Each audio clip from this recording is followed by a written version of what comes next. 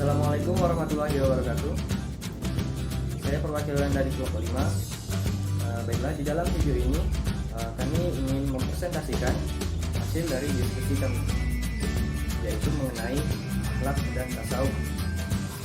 Baiklah, sebelumnya saya ingin memperkenalkan anggota-anggota dari kelompok kami, yaitu ada saya sendiri, Emri Siti Alfaris, kemudian ada Yunita Putri Wulandari, kemudian ada Irma, kemudian Siti Nur Aisyah, kemudian ada Gina Rahadatul Aisyah. Untuk penjelasannya sendiri, akhlak secara etimologi berasal dari kata halaka, yang berarti mencipta, membuat, atau menjadikan. Halaka merupakan bentuk mufradnya, sedangkan dalam bentuk jamaknya disebut khulqu, di mana mempunyai arti perangai, adat, tabiat, atau khalqun, yang berarti sebagai ciptaan, kejadian, atau buatan. Jadi, akhlak dapat disimpulkan sebagai perangai, adat, tabiat, atau sebuah sistem perilaku yang dibuat oleh manusia. Secara kebahasaan, akhlak bisa diartikan baik atau buruk, tergantung tata nilai yang menjadi landasannya. Secara sosiologis di Indonesia sendiri, kata akhlak mempunyai konotasi yang baik. Jadi misalnya ketika seseorang dipanggil dengan orang yang berakhlak, berarti dia bisa diartikan sebagai orang yang memiliki akhlak yang baik. Selanjutnya tasawuf. Tasawuf itu merupakan ilmu pengetahuan yang mempelajari bagaimana cara dan jalan seseorang untuk berada sedekat mungkin dengan Tuhannya. Secara terminologi, tasawuf merupakan sikap mental yang selalu memelihara kesucian diri, kebijaksanaan, selalu berkorban demi kebaikan, dan selalu beribadah kepada Allah Subhanahu wa Ta'ala.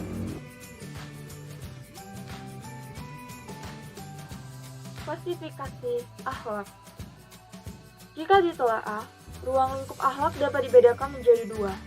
Yang pertama, akhlak terhadap Sang Kholik. Allah Subhanahu wa Ta'ala selaku Sang Kholik atau pencipta, dan manusia sebagai makhluk atau yang dicipta.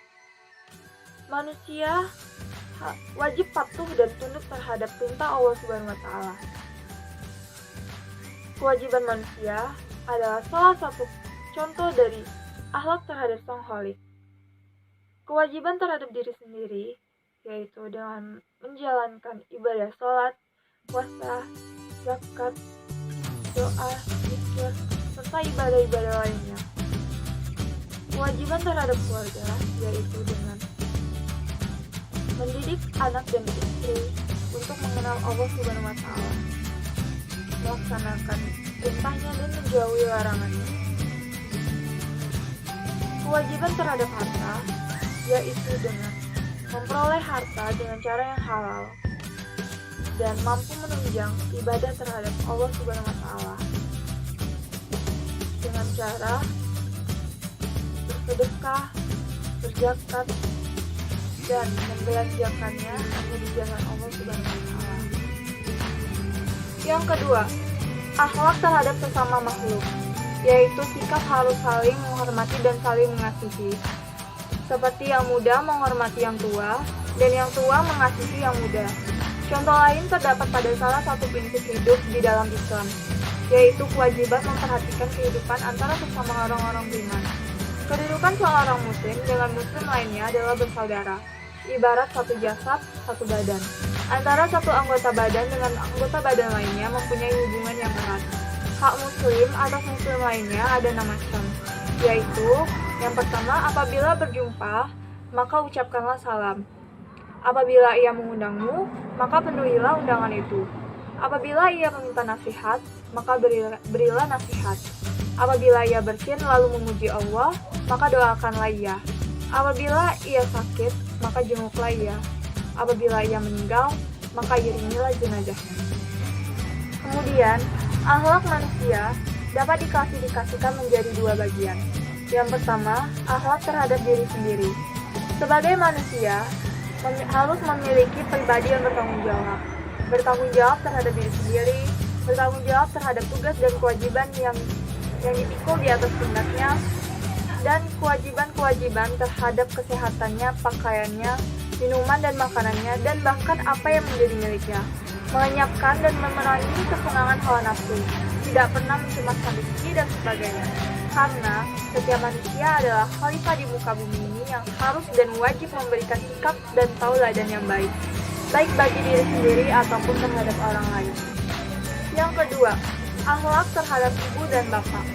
Seorang muslim wajib menghormati dan menyayangi ibu dan bapaknya, dan terutama menjaga lisannya agar jangan sampai menyakiti mereka atau berkata kasar, apalagi sampai meminta keduanya. Memelihara dan menjaga mereka di hari tuanya, mencintai mereka dengan kasih sayang yang tulus, serta mendoakan setelah mereka tiada. Karena doa anak yang soleh adalah di antara doa yang akan diterima dan diijabah oleh Allah Subhanahu wa Ta'ala.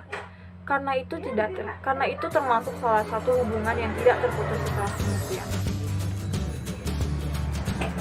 Selain harus berperilaku baik dalam kehidupan manusia, akhlak juga melingkupi cara bersikap terhadap alam, binatang, tumbuhan, kepada yang gaib, dan semesta alam.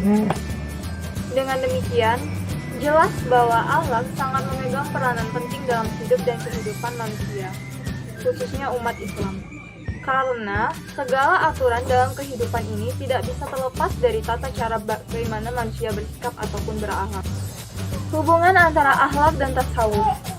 Antara tasawuf dan akhlak memiliki hubungan yang erat kaitannya, di mana antara akhlak dan tasawuf sama-sama mengatur hubungan antara manusia dengan Tuhannya, juga hubungan manusia antara sesamanya. Jadi dapat dikatakan bahwa sebagai makhluk sosial, manusia menjalin hubungan terhadap sesama makhluk dalam lingkungan bermasyarakat. Dengan kedua orang tua, bahkan secara individu harus senantiasa menjaga nilai-nilai akhlak. Sehingga, dengan akhlak dan tasawuf, umat Islam hendaknya terus berusaha membentuk serta menjaga sikap dan mental yang selalu memelihara kesucian diri, kebersihan hati, beribadah, hidup sederhana, rela berkorban untuk kebaikan, dan selalu bersikap bijaksana dengan penuh keikhlasan, kepasrahan dan ketenangan jiwa. Dengan demikian, maka akan terjadi proses suatu perbaikan dan kebaikan sikap dan akhlak yang diinginkan. Tentunya dengan melakukan mujahadah dalam menekankan hawa nafsu dan hati dari segala yang dapat mengotori jiwa.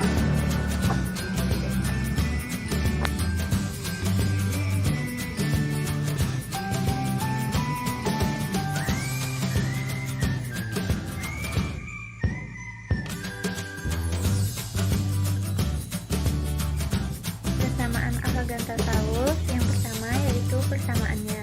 Persamaan akhlak dan tasawuf itu ada kaitannya dengan akhlak, etika, dan moral.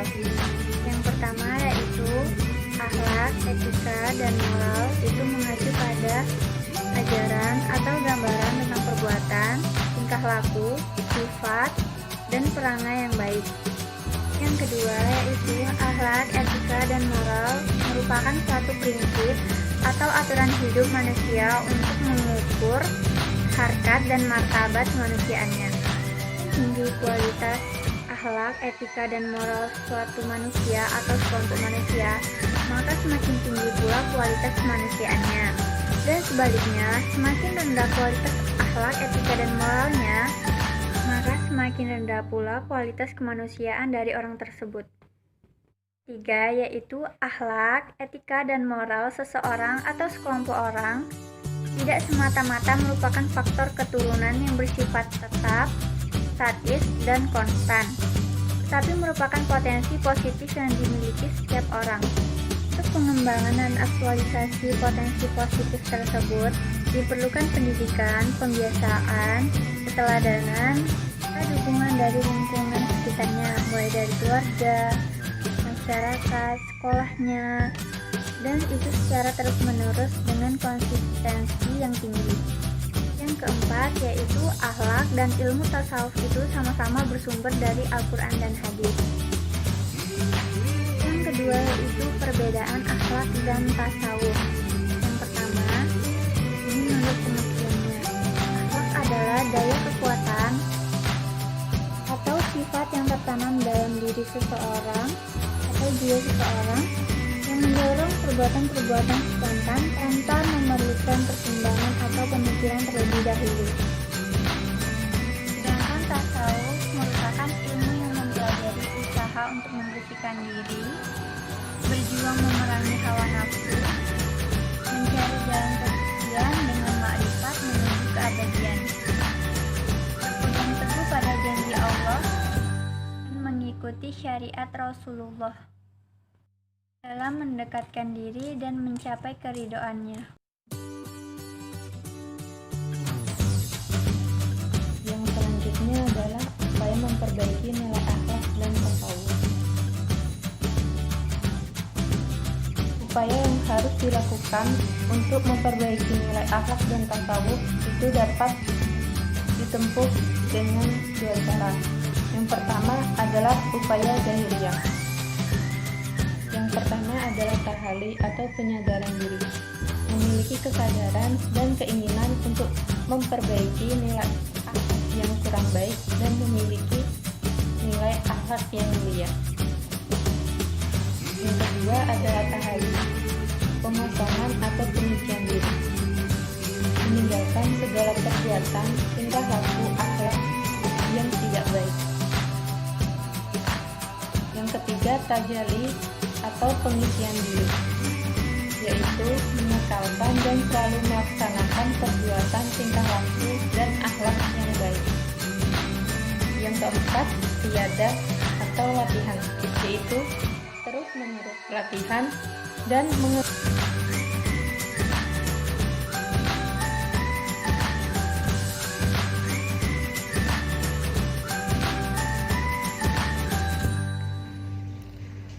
upaya spiritual atau batiniah. Upaya ini dilakukan dengan cara tazkiyat al-qalbu yang artinya menyucikan hati, dan dawam al-zikri, selalu ingat kepada Tuhan. Mengapa zikir menjadi pola tazkiyat al-qalbu yang disepakati para sufi? Karena yang pertama, perintah zikir dalam Al-Quran datang secara mutlak. Yang kedua, larangan lupa dan lalai dari zikir. Yang ketiga, kebahagiaan manusia diperoleh biasanya dikaitkan dengan banyaknya orang tersebut berzikir.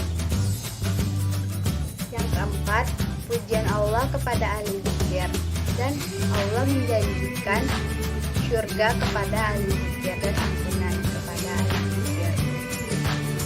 Yang kelima, petunjuk Allah terhadap rugilah bagi orang-orang yang tidak berzikir. Yang keenam, Allah menjadikan zikir hamba kepadanya sebagai syarat zikir Allah kepada mereka.